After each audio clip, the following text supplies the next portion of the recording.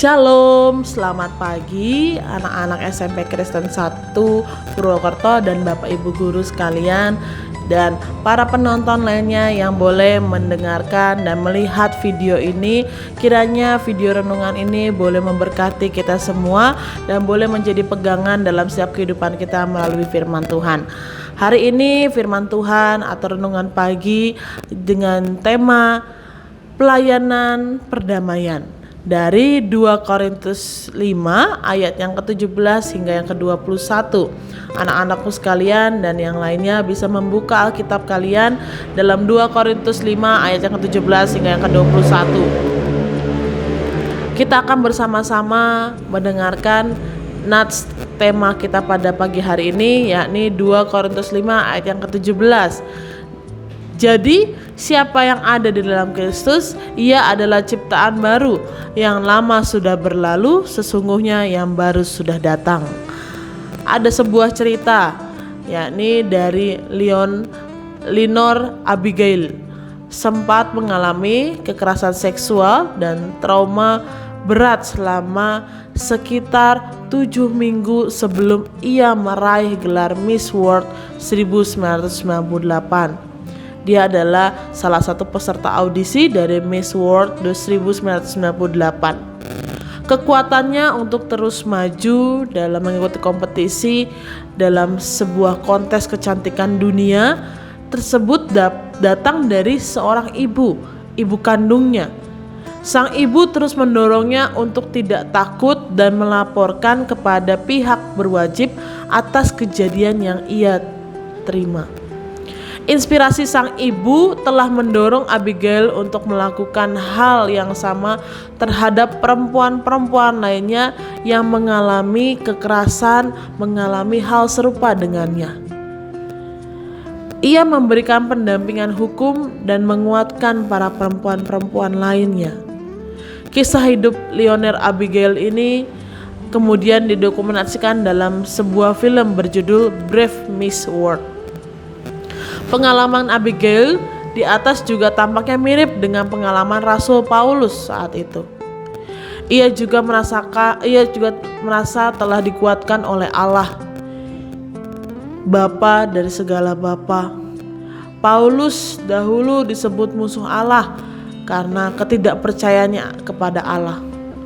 Akan tetapi oleh karena Yesus sendiri yang turun ke dunia menjadi manusia dan menjadi juru selamatnya hidup dengan mengorbankan dirinya di kayu salib, sekarang ia diperdamaikan dengan Allah. Paulus telah menjadi ciptaan yang baru. Ia memiliki status dan relasi yang baru kepada Allah. Kini Allah menjadikan Paulus sebagai rekan kerja. Allah mempercayakan pelayanan perdamaian itu kepada Paulus. Paulus menerima kepercayaan itu. Ia menyerahkan seluruh hidupnya untuk mewartakan berita perdamaian yang ia terima, yang ia dapatkan dari Allah. Sekalipun Paulus mengalami penderitaan yang banyak, yang sulit, tapi ia percaya bahwa Paulus telah mengalami perdamaian dengan Allah dan ia melayani Allah dengan seumur hidupnya. Kristus telah mendamaikan hidup kita, hidup aku dan kamu. Allah melalui karyanya yang besar, yakni mengirim anaknya yang tunggal untuk mati menebus dosa kita semua. Dan kita saat ini menerima anugerah Tuhan, yakni kita adalah ciptaan yang baru. Tidak peduli berapa banyak dosa dan kesalahan yang kita perbuat, kita tidak lagi diperhitungkan oleh Allah. Saat kita percaya kita adalah manusia atau ciptaan yang baru yang Ia akan selalu berkati. Sekarang Allah mempercayakan pelayanan perdamaian itu kepada kita. Apakah kamu siap? Kita harus menjawab, kita siap saat kita sudah menerima Yesus sebagai juru selamat kita. Perdamaian yang sudah dinyatakan dalam kehidupan kita marilah kita sebarkan ke banyak orang. Sekian renungan kita pada pagi hari ini, kita berdoa bersama-sama.